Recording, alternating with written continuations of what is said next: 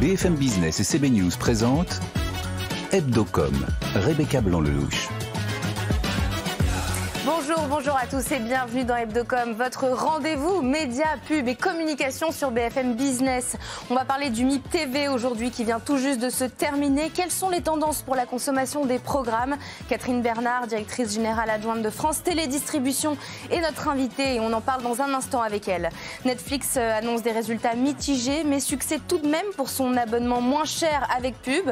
Julien Casqui nous en parlera un peu plus dans son journal. Et puis pour terminer, entre la fin des trottinettes en libre service ou encore la création d'une voie dédiée au covoiturage sur le périph', les citoyens se sentent-ils assez considérés? C'est notre sondage cette semaine. Harris Interactive l'a réalisé pour BFM Business et pour Tilder. Voilà le programme. Hebdocom, ça commence tout de suite. BFM Business, Hebdocom, l'invité média. En plateau avec nous, Frédéric Roy, rédacteur en chef de CB News. Bonjour Frédéric. Bonjour Rebecca.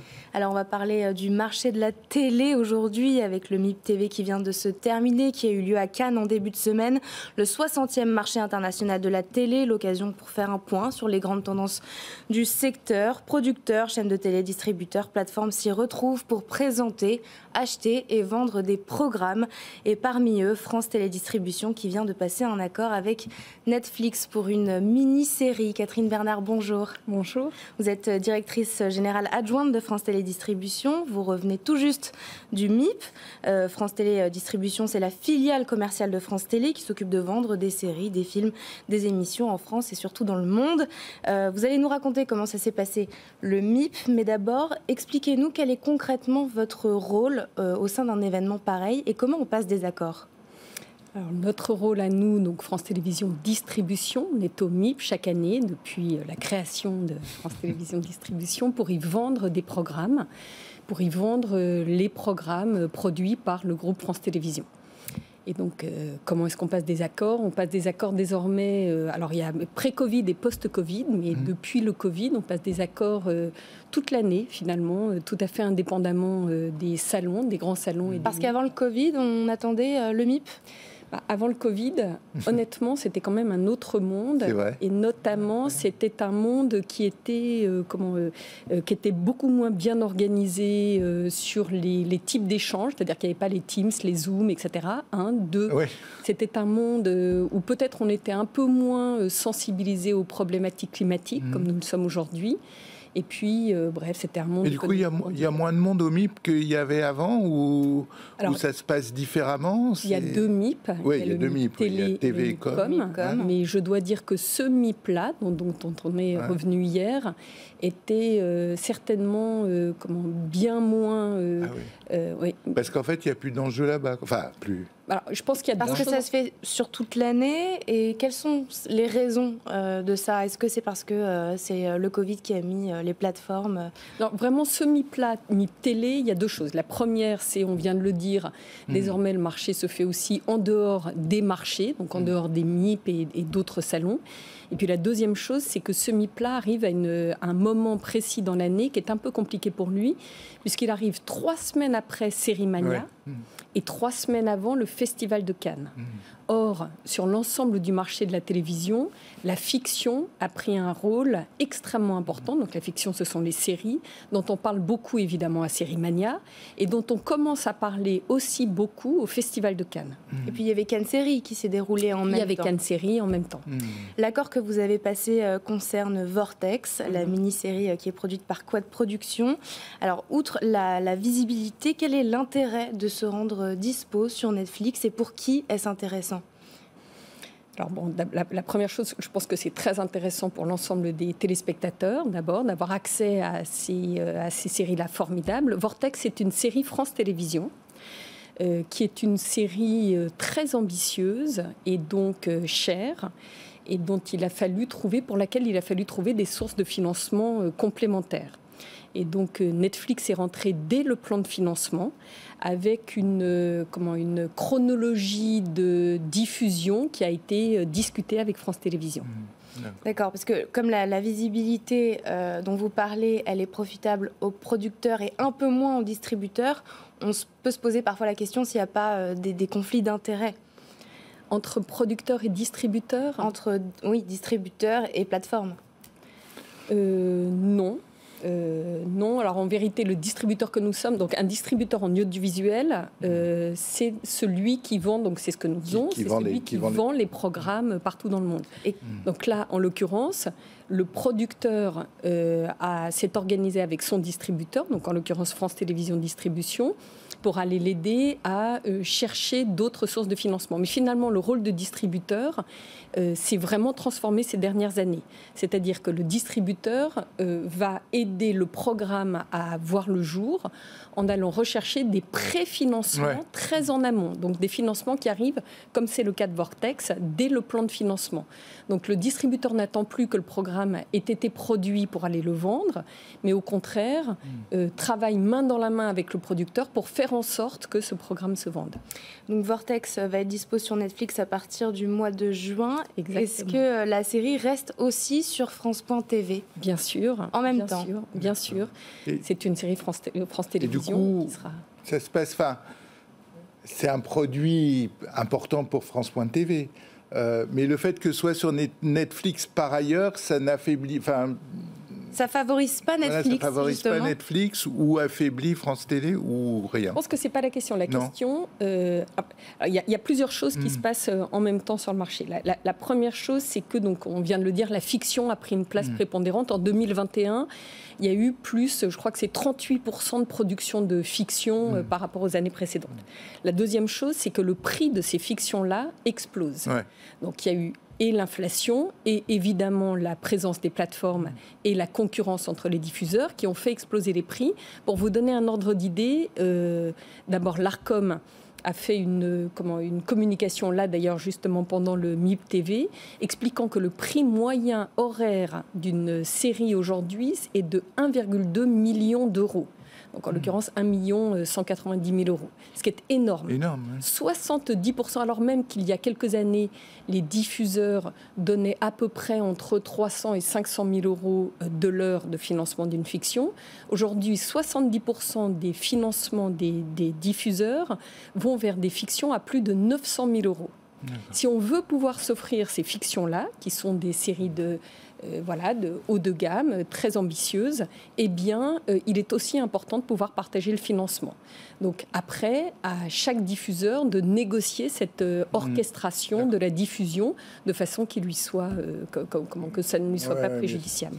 Et à ce propos, quels sont vos ressentis à chaud, là, au retour du MIP? Est-ce qu'il n'y a pas trop d'offres, justement, sur le marché aujourd'hui? Je ne dirais pas qu'il y a trop d'offres, nous on s'en réjouit puisqu'on les vend, il y a beaucoup d'offres. Alors, il s'est passé plein de choses. Donc d'abord, en effet, je pense qu'en fiction, il y a énormément d'offres, mais c'est une bonne chose. En documentaire, il y en a un peu moins, et ça c'est fort dommage, parce que voilà, ça reste un genre maître qu'il est important de pouvoir garder.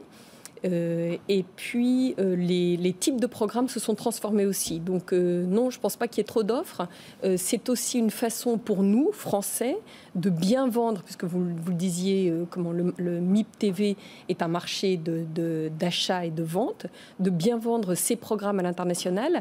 Et les programmes français, donc ça c'est quand même la très très bonne nouvelle, se vendent de mieux en mieux à l'international. En 2021, c'est 300... de mémoire, je crois que c'est 376 millions d'euros de recettes de vente de programmes français à l'international. Et justement, sur la consommation de la télé qui a changé, sans grande surprise, la consommation de la télé traditionnelle a baissé au profit de la SVOD, donc c'est la vidéo à la demande. Comment se positionne le MIP à ce sujet-là ? Alors, le MIP ne se positionne pas par rapport à cette problématique. Le MIP, c'est vraiment le marché des programmes. Donc, ces programmes-là arrivent... Par rapport à avant, qu'est-ce qui a changé ? Il y a plus d'acteurs, en fait. Alors, il y a beaucoup plus d'acteurs.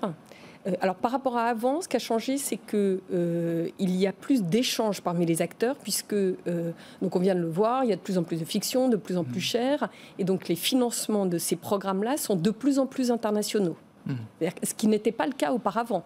Donc certes, on en vend beaucoup, mais les acteurs internationaux rentrent dès le plan de financement. Et en cela, c'est très important aussi d'avoir des salons tels que le MIP pour pouvoir échanger et trouver des solutions de cofinancement de ces programmes formidables. Et alors maintenant que vous y revenez, quels sont les défis à venir pour les mois qui viennent et pour le MIP de l'année prochaine pour France Télédistribution ? Pour France Télédistribution, alors nous on a moi j'avoue que j'ai beaucoup de chance parce que je suis adossée à un groupe, France Télévisions, qui finance, il faut le rappeler, 240 millions d'euros par an de programmes audiovisuels. Ça veut dire que, d'abord on parle beaucoup des plateformes de SVOD, mais vous savez, les diffuseurs linéaires que nous sommes sont quand même les premiers financeurs de tout l'audiovisuel aujourd'hui en France. Et parmi ces diffuseurs linéaires, le groupe France Télévisions finance systématiquement à peu près 50% du genre. Par exemple, en fiction, 48% des fictions, 48% des financements apportés par les diffuseurs le sont par France Télévisions pour de la fiction. En documentaire, c'est 51%.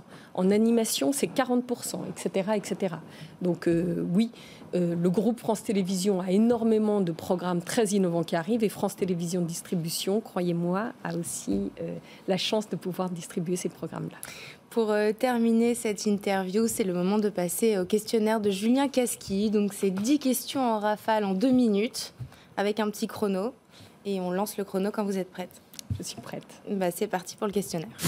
Allez, c'est parti. Catherine Bernard, votre programme de télé préféré ? Laetitia, de Jean-Xavier de l'Estrade. C'est sur TF1, ça ? Non.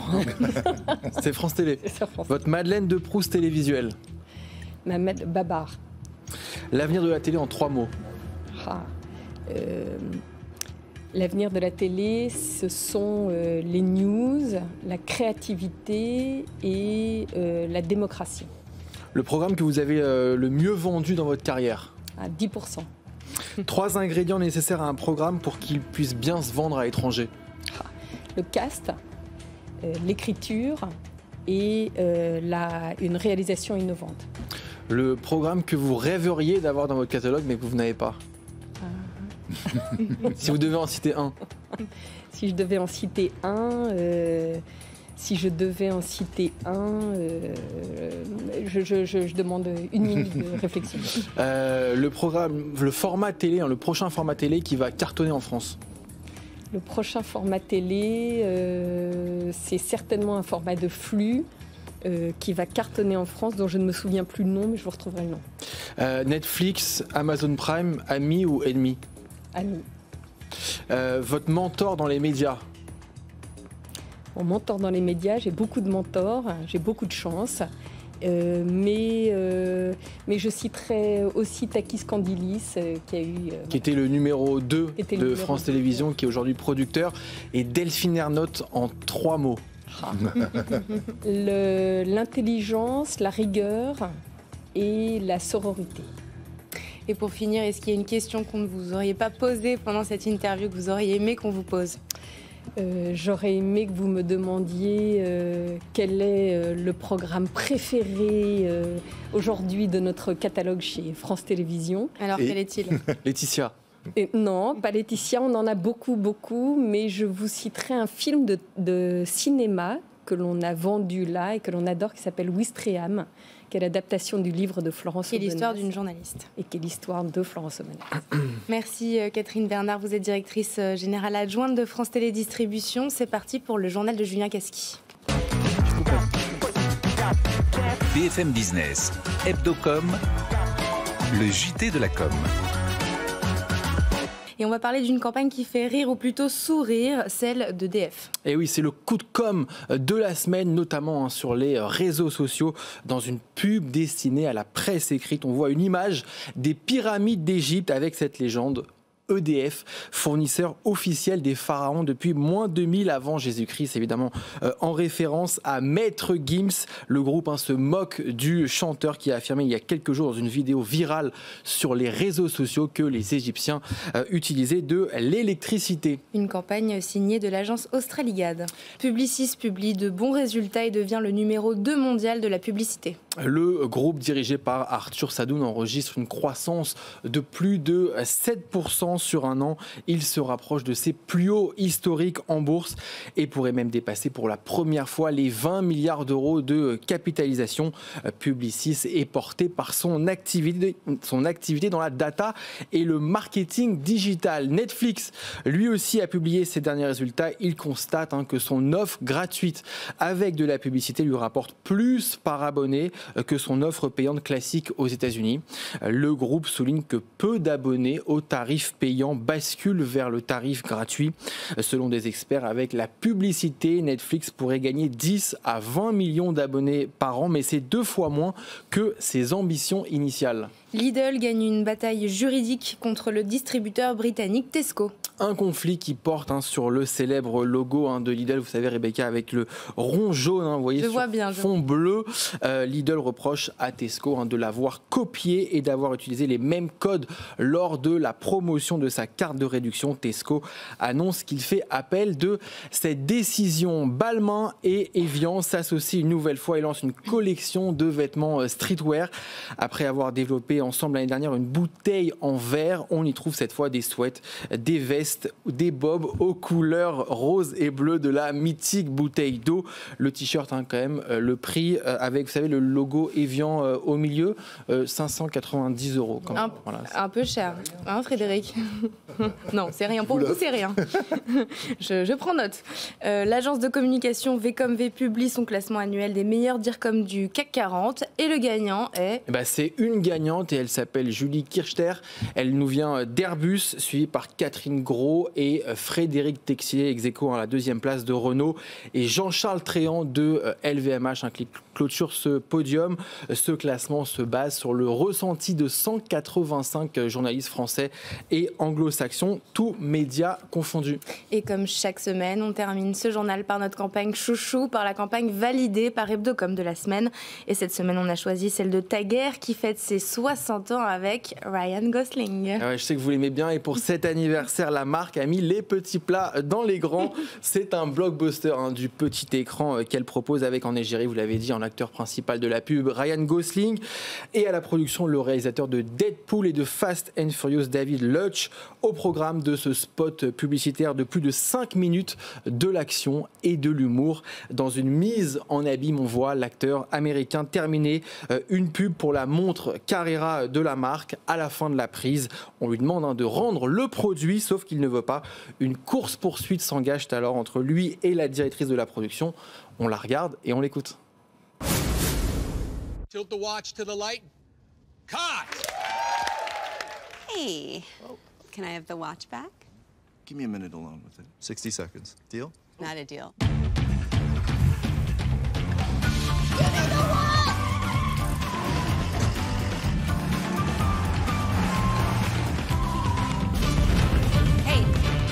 Hey, Ryan, can I have the watch back? What watch? Seriously? Fait définitivement penser à Carrie Fisher. Qu'est-ce qu'il y a, Frédéric Roy ? Je dis, l'actrice me fait définitivement penser à Carrie Fisher.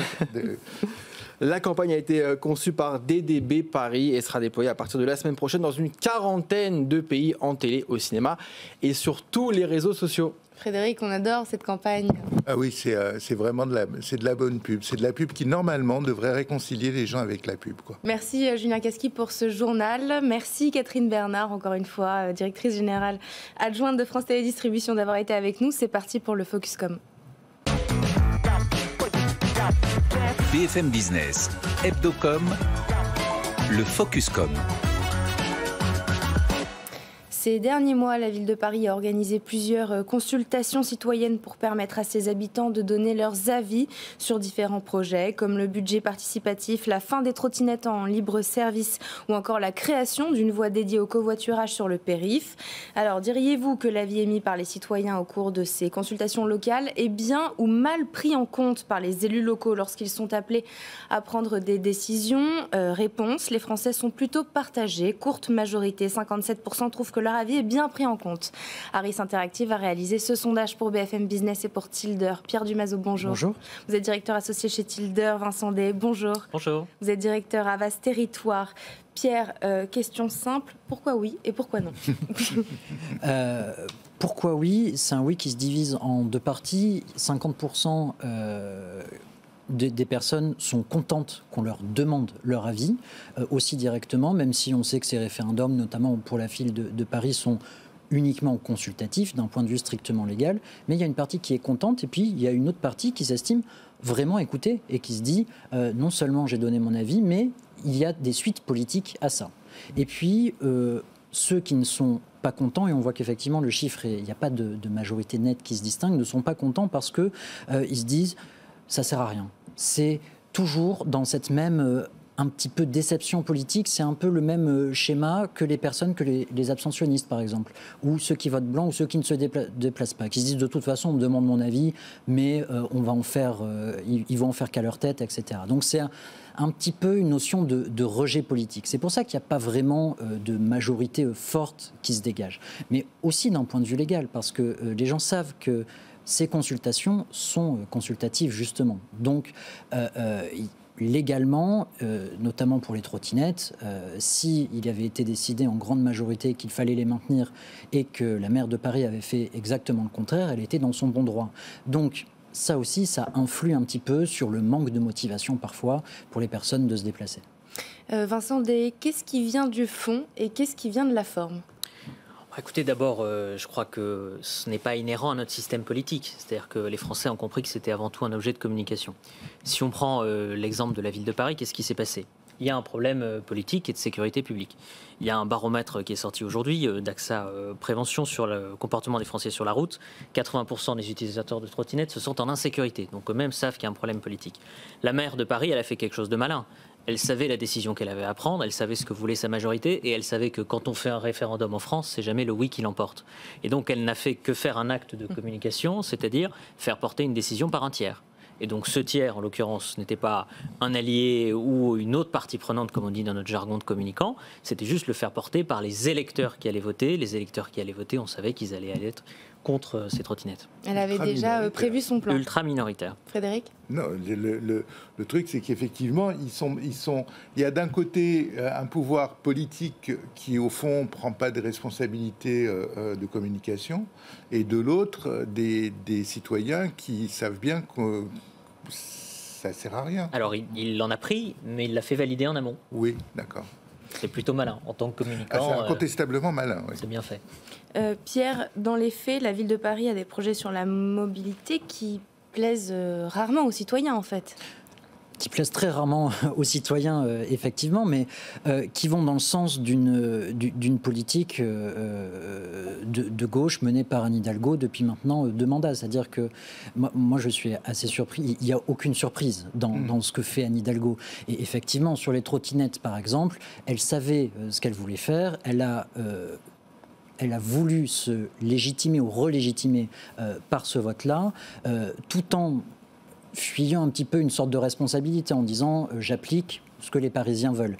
Mais effectivement, sur les décisions de mobilité, de toute façon, on ne pourra jamais satisfaire les habitants d'une ville et les travailleurs qui viennent de l'extérieur d'une ville, aussi fermée que Paris, parce qu'on sait que Paris, c'est l'une des seules capitales européennes qui soit aussi fermée, bloquée avec un périphérique. Et il y a une différence entre les personnes qui viennent travailler à Paris et qui en sortent le soir, qui évidemment sont contre les politiques de mobilité menées par Anne Hidalgo, et les habitants de Paris, qui sont assez partagés, mais les personnes qui, par exemple, vivent dans une rue qui va être totalement piétonnisée, d'accord, ils ne pourront pas garer leur voiture dans leur rue, mais ils seront contents parce que leur appartement va prendre de la valeur, parce qu'il y aura moins de bruit, etc., etc. Donc ça dépend d'énormément de paramètres et de qui parle aussi et de qui donne son avis sur cette politique.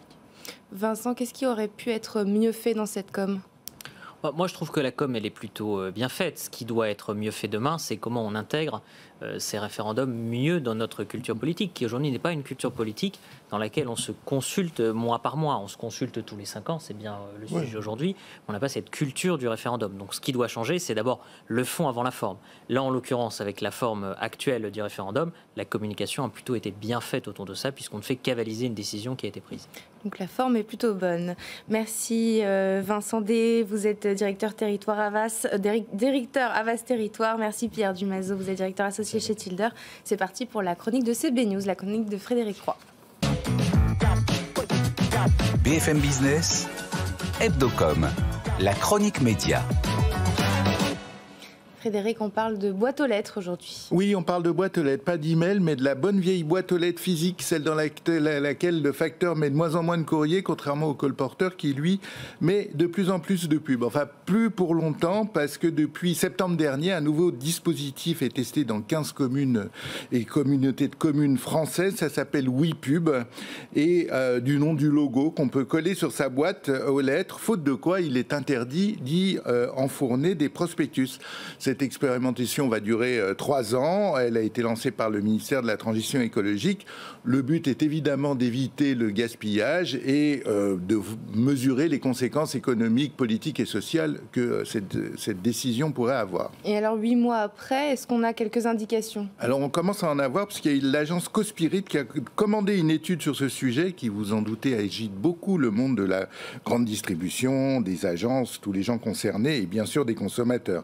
Enfin, pour ces derniers, c'est un peu moins vrai parce que l'enquête montre que 54% des personnes qui habitent en zone WePub ne sont pas au courant. Donc, c'est le cas par exemple à Bordeaux. Résultat, à Bordeaux, justement, il n'y a que 5% d'apposement des autocollants WePub sur les boîtes. En revanche, lorsque les consommateurs sont informés des dispositifs, ce taux monte à 53%. Donc les consommateurs veulent recevoir de la pub dans leur boîte aux lettres? Pas tous. Loin de là. Une autre étude de 2020 montrait que près de la moitié des Français jetaient systématiquement les prospectus de papier sans les lire. Ça fait quand même beaucoup.